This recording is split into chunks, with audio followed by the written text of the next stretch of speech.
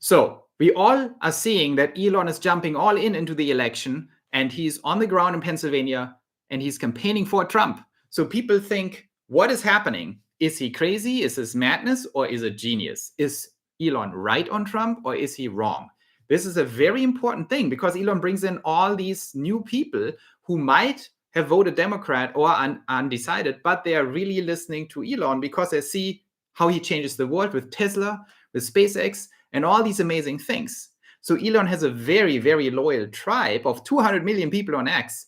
Why is he throwing his hat in the ring like that? Is he taking a crazy risk or what?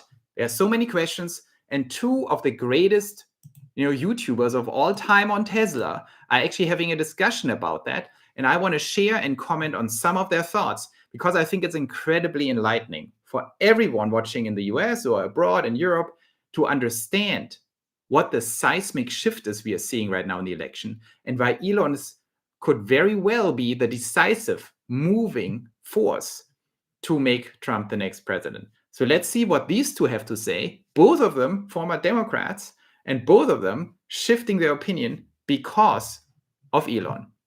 So let's take a look. It's fully gone in the ring to support Trump.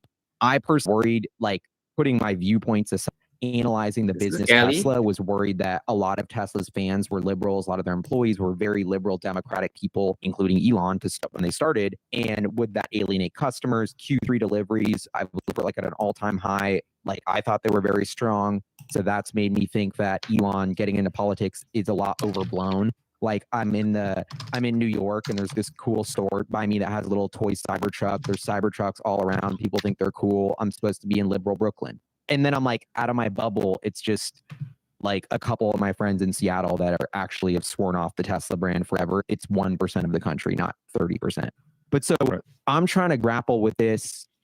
I've been vocal saying it's not smart to get into politics to Elon. He's told me it's important for the future of civilization. So I'm like, maybe he's right. I don't know. That's the one thought I've had. It's shit. Like Elon, every time I've known him, like he does shit for the right. I said this to one of my friends who was like an Elon hater. I was like, look, you want to know what I think? First of all, you're only asking me what I think of Elon Musk, so you could say what you think, which I don't even care about. That's what I realized. I don't even care. That happens a lot. Yeah. And then I realized you don't actually know what I think. I've actually am way closer to this than you are, but you don't even give a fuck what I think. You're just going to tell me what news article you read. And then when I try and explain it to you, you're going to argue with me. So it goes nowhere. I don't know. So I'm just for a second here. Let me interrupt.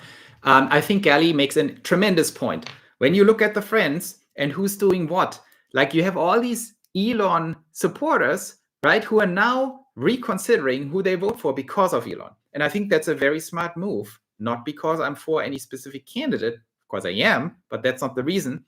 But if you believe in someone like Elon and you follow his stock and the shares and everything, even if let's say you hate Trump and you think he's crazy and everything, you need to recognize that you're living in a bubble like everyone else. It's not your fault. Everyone, each of us lives in a bubble, and we get very distorted information about Kamala and Trump.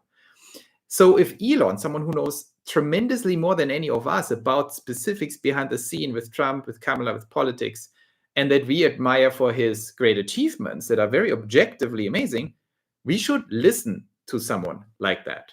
And Gali is listening to him, and he's changing his position, and when he has friends who just go mad at him, that means, they're not listening to Gali or Elon, which is very interesting. So we really see a bifurcation of people who have an open mind and who think about things and say, wait a moment.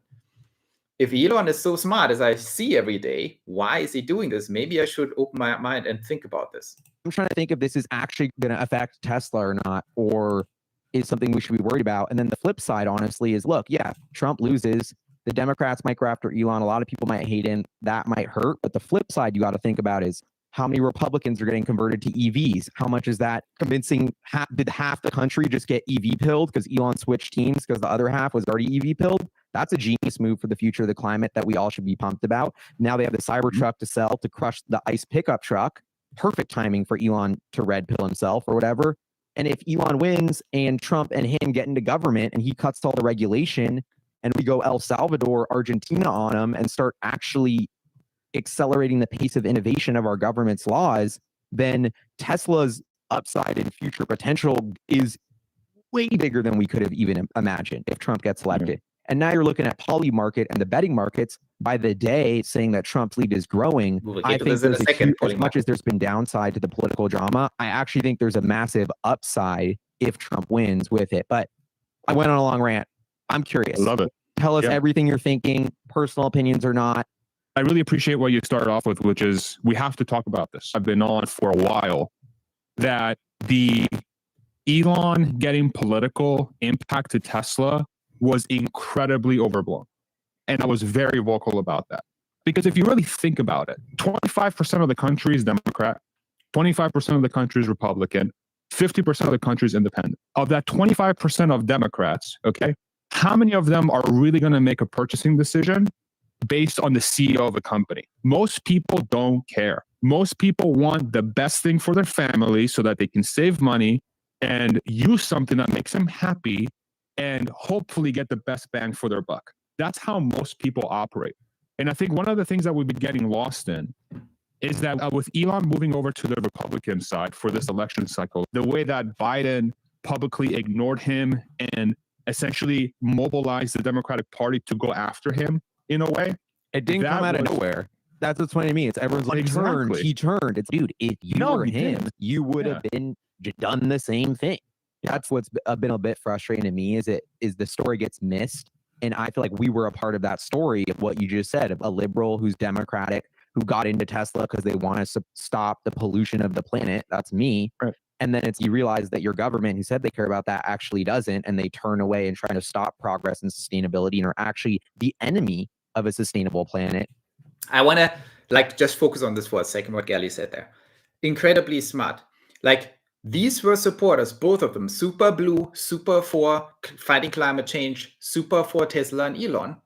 And they believed in the Biden government to actually support that because the Democrats have made that a big deal. Climate change, the Green New Deal, all of these things. The fact that then Biden turns hard against Elon and Tesla revealed the truth for a lot of people who are believing in the environmental movement and are more on that side. And they're so, wait a moment.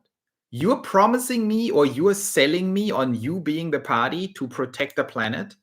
But then for petty personal reasons or whatever reasons, you're going after the one man who does the most to stop that, where we are all fans of great shares, great products. That is twisted. That is wrong. So that was one of the greatest alienating factors of the Biden administration that now completely backfires because Elon is pissed about what happened to him and how he got personally and on a business level attacked by that administration. That is not okay. And it's also revealing that there is a disconnect or a lie about caring about the environment. And that alienates people like Farzad and Gali, who are very important people and who are very smart about analyzing this. Is the government because they're impeding the progress of the people doing it. And then you change your mind. And so I think the quiet majority feels that way. I think I would say over 50% of my friends who are Democrats have converted to Republican. And I have a ton of friends. I would say my friends are very evenly split. I used to have basically a couple Republican friends, pretty much all Democrat. And now I'd say 60% are Republican, 40% are Democrat. Let's zero in on this for a second. This is crazy. Think about what Gali just said. He told us that he had a couple of Republican friends. Gali lived in Seattle. I think he lives now in Brooklyn. So these are two of the bluest things you can imagine. We are talking about 85, 90% Democratic votes. In these environments, so you're talking about the hardcore, really liberal hardcore in the most urban, coastal cities. And what Gali just told us, from deep inside that bubble, well, of course, Gali is a very high IQ, person who understands Tesla and thinks very well, but he has these convictions, was absolutely on the Democratic side. And he tells us formerly 2 of his friends were Republicans, everyone else was Democrat. Now it's 60-40. And if that happens to such a core demographic, super intelligent, forward-thinking, technologically progressive crowds in Brooklyn and in Seattle. And Gali is a great insight into that world. And this happens, that's crazy. That's the damage you do if you make Elon your enemy. Elon, someone who everyone looks up to as one of the greatest engineers of all time, one of the greatest entrepreneurs of all time, who is literally changing space and sustainable transport to make him the enemy for petty reasons, absolutely backfired. So this is crazy statistics. The same friends, just a lot of them have changed.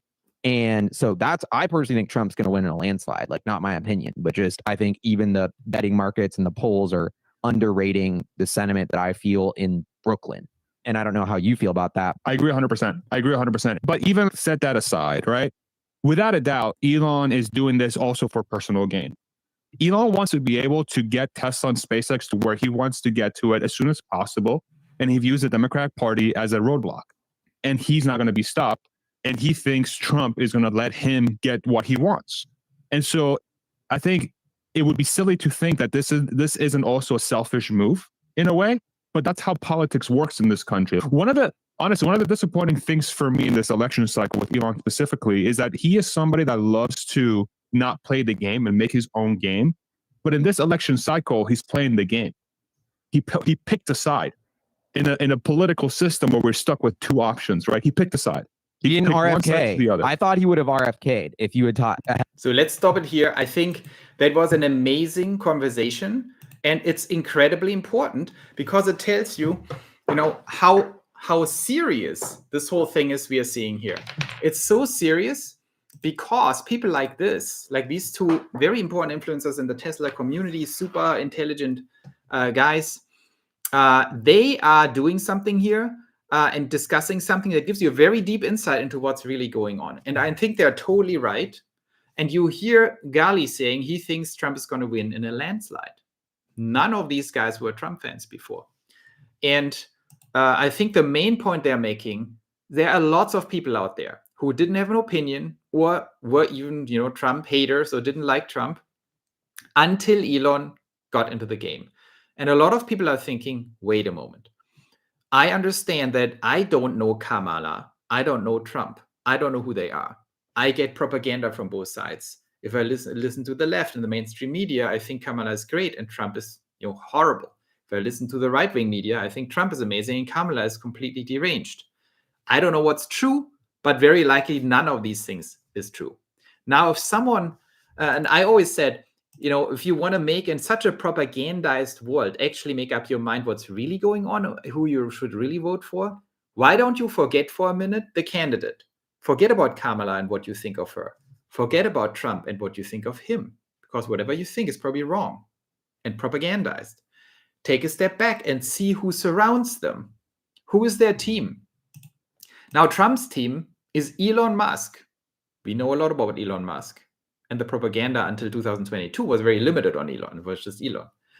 We have RFK, Robert F. Kennedy Jr., one of the great Kennedys that truly wants to do something on health for this nation and on foreign policy. We have J.D. Vance. You can think of him whatever you want. He's a smart VC. He's, I think, a smart dude. We have Vivek, great entrepreneur. We have Tulsi Gabbard, great politician. And, that's who surrounds Trump. And then if you don't know what to think about, you look at the Kamala team. You have George Soros, the main billionaire supporting her. So it's George Soros against Elon Musk. You have Dick Cheney, whatever you think of him, instead of J.D. Vance. You have Lizzo and Taylor Swift and some Hollywood actors. That's not very compelling. And so I think Elon is a massive game changer in this whole thing. And I think all of us have to be a little accountable for our belief systems. Forget about politics and think about who you actually believe in. Why do you own Tesla shares? Why do you bet on SpaceX? You had enough time to make up your mind about Elon Musk. And, do you really think Elon is wrong in this super important bet he's placing? Do you think Elon hasn't thought this through? First of all, what it means for his companies. Second, what his odds are of making the winning bet. Do you think Elon wants to be a loser? And do you think Elon has more insight into this election than you have behind the scenes? I tell you, he has more insights. And I think Farzad also makes a very important point that Elon is not a dummy and he wants to benefit from this whole thing. He wants to do the right thing, but he also wants to win. It's very unlikely that Elon would make such a bold move if he wouldn't be very certain that he can pull it off and help Trump to win. So now I'm going more into the question is, what are the actual odds in the election? I want to share one more thing here because that's very interesting and was also mentioned. And that is Polymarket. Look at what's happening here. Trump is at 66% and Kamala at 33.9%. That is crazy. And you see it over time, right? Here was Biden, Kamala jumped in, she made a lot of inroads, led it a little bit, and now it's diverging. And these are crazy odds. And now this is a new thing, right? These are not polls. That's actually the betting markets. I entered these betting markets not on Polymarket, but on Interactive Brokers. I had a Kamala no bet, and I'm purely financially betting here. When it was at 55, now it's at 66, so I made a little money already.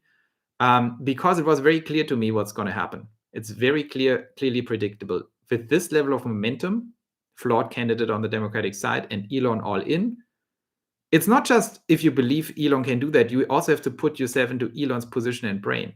This level of bet is risky for him unless he knows he's going to win. And I think Elon has a very good grasp of what's going on. So I think this will develop further, pushing Trump over the 70s before the election. And I think Elon knows stuff. Elon knows what's going on in the battleground states. He's on the ground with Pennsylvania.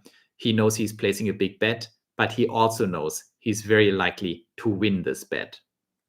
So make of that what you want.